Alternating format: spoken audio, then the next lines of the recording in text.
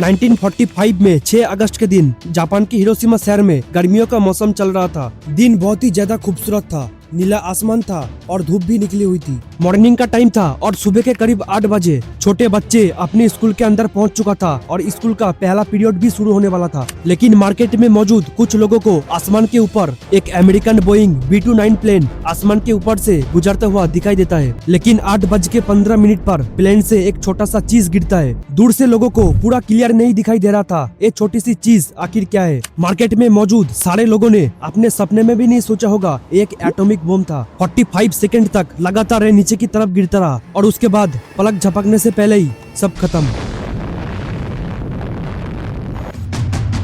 हजारों लोगों को अपने जिंदगी के आखिरी 1 सेकंड में एक बहुत तेज रोशनी दिखाई देता है। ये एटॉमिक बम फटने की वजह से एक फायर बॉल की तरह बन जाती है। जैसे कि जमीन पे एक छोटा सा सूरज बन गया था। उस टाइम पे जमीन का टेम्परेचर 4000 डिग्री तक पहुंच गया था। 1 सेकंड के अंदर 80,000 से भी ज्यादा लोग मारे गए थे। लेकिन यहाँ पे सवाल उठता है, इस बम को आखिर क्यों गिराया गया, क्या कारण था इसके पीछे। आइए समझाते आपको हिरोशिमा और नागासाकी के ऊपर एटॉमिक बम गिरने की कहानी।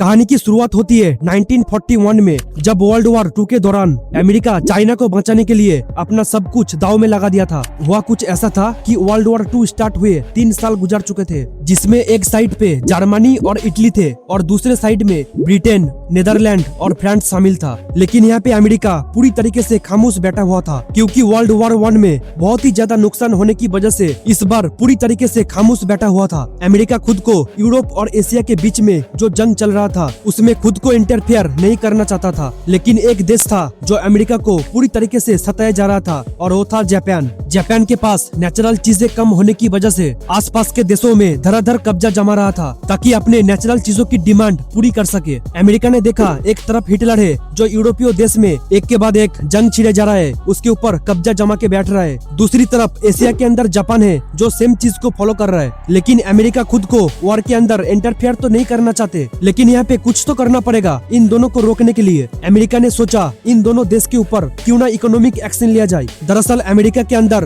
कॉपर, आयरन और स्टील बहुत ही ज्यादा मिलता है और वो जापान को एक्सपोर्ट करना बंद कर देता है। लेकिन जापान यहाँ पे वॉर को रोकने का नाम नहीं ले रहा था। रिस्पॉन्स में अमेरिका फिर जापान को तेल बेचना बंद कर देता है। उस टाइम पे अमेरिका जापान को 80% ऑयल सप्लाई करता था। उसने बोला कि हम एक ही शर्त में तुमको तेल बेचना चालू कर सकता है, और शर्त ये था कि चाइना के कुछ जगहों के ऊपर जो दखल करके बैठा हुआ था उन सारे जगहों से पीछे हटना पड़ेगा, उसके बाद मैं तुमको तेल बेचना चालू कर सकता हूँ। लेकिन जापान यहाँ पे कहाँ सुनने वाला था। उस टाइम पे जापानीज लोगों के दिल में एक सपना हुआ करता था जो एक ना एक दिन पूरे एशिया को दखल करके ग्रेटेस्ट एशिया बनाना चाहता था। लेकिन जापान यहाँ पे सोचा, अमेरिका तो मुझे ऑयल नहीं देगा और मेरे पास ऑयल भी तो खत्म होने जा रहा है, तो मेरे को एक दूसरा रास्ता अपनाना पड़ेगा। उसके बाद जापान ने देखा मलेशिया के अंदर तेल और बाकी सारी चीजें तो मिलता है, क्यों ना इन देशों में कब्जा जमाई और खुद ही अपना तेल निकालना चालू कर दे और अमेरिका से अपने लिए तेल खरीदने की जरूरत नहीं होगा। लेकिन एक प्रॉब्लम थी, इंडोनेशिया उस टाइम पे डच के कंट्रोल में था और मलेशिया उस टाइम पे ब्रिटिश के कंट्रोल में था। लेकिन ब्रिटिश और डच दोनों देश उस टाइम पे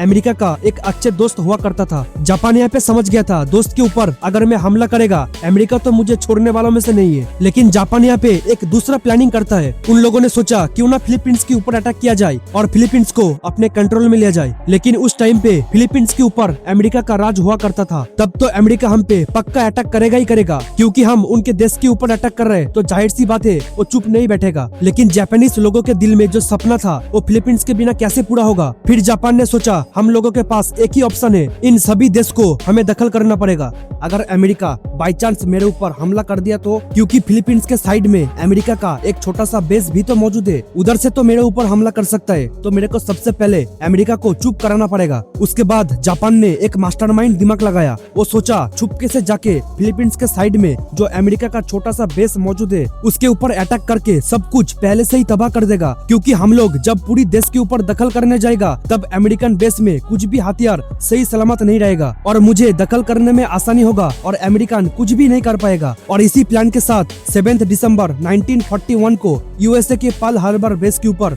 जापान ने सरप्राइज अटैक करते 350 से भी ज्यादा जापानीज नेवी के एयरक्राफ्ट उसके ऊपर हमला किया और लगातार 2 घंटे तक बम गिराता रहा, जिसमें यूएसए का 19 नेवी के शिप्स, 190 से भी ज्यादा यूएस एयरक्राफ्ट और 2000 से भी ज्यादा आर्मी को पूरी तरीके से मार गिराया। और उसके कुछ ही घंटे बाद जापान एकदम से फिलीपींस के ऊपर कब्जा जमा लेता है। जापानीज एयरक्राफ्ट कुछ ही समय के अंदर वापस तो चले जाते हैं, लेकिन जापान को कोई आइडिया नहीं था कि वो सबसे बड़ा गलती किया, क्योंकि अमेरिकन इसका बदला तो जरूर लेगा और अमेरिका भी वर्ल्ड वॉर 2 के अंदर एंटर हो गया। उसके बाद अमेरिका जापान के ऊपर खुली जंग का अनाउंस भी कर दिया। अगले 3 महीनों तक अमेरिका अपने नेवल बेस को रिपेयर करने में पूरी तरीके से बिजी हो गया। खुशकिस्मती से समंदर के अंदर कई शिप डूबने की वजह से वो रिपेयर करने की लायक भी था। और 4 महीने के बाद अमेरिका जापान के ऊपर सेम तरीके से हमला किया, जिस तरीके से Japan American Pearl Harbor base के ऊपर अटैक किया था। जी हाँ, अप्रैल 1942 में अमेरिका जापान के कैपिटल टोक्यो के ऊपर फाइटर प्लेन की माध्यम से बमों की बरसात करा दिया, जो अमेरिकन के तरफ से वर्ल्ड वॉर 2 में किए जाने वाला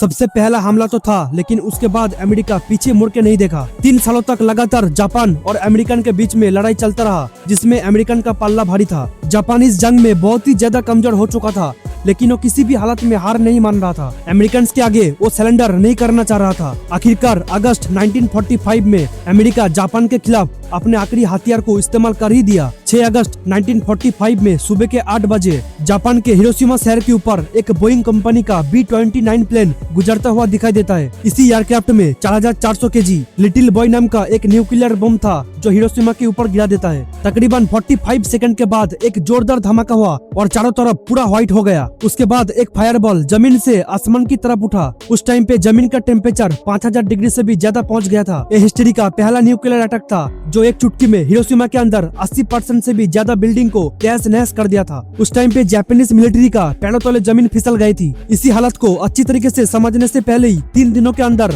9 अगस्त को अमेरिका जापान के शहर नागासाकी के ऊपर एक और बम गिरा दिया। एक मार्क 3 न्यूक्लियर बम था, जिसका कोड नाम था फैट मैन। इस बम का वजन पहले से ज्यादा भारी था, जो गिरते ही एक ही झटके में पूरी शहर का नामो निशान मिटा दिया। गाइस, ये वो 2 न्यूक्लियर बम थे जो इंसानों की हिस्ट्री में पहले और आखिरी इस्तेमाल किए गए थे। और इसी हमले में 2,60,000 से भी ज्यादा लोग एक ही झटके में पूरी तरीके से खत्म हो गया था। और कुछ ही दिनों के अंदर जापान अमेरिका के सामने सरेंडर भी कर दिया और उसके साथ ही वर्ल्ड वॉर 2 भी खत्म हो गया। गाइस, मैं उम्मीद करता हूँ आपको ये वीडियो पसंद आया होगा। अगर आपको वीडियो पसंद आए तो मेरे इस छोटे से चैनल को लाइक, शेयर एंड सब्सक्राइब करना मत भूलना। तो चलो आप लोगों से मिलता हूँ नेक्स्ट वीडियो में।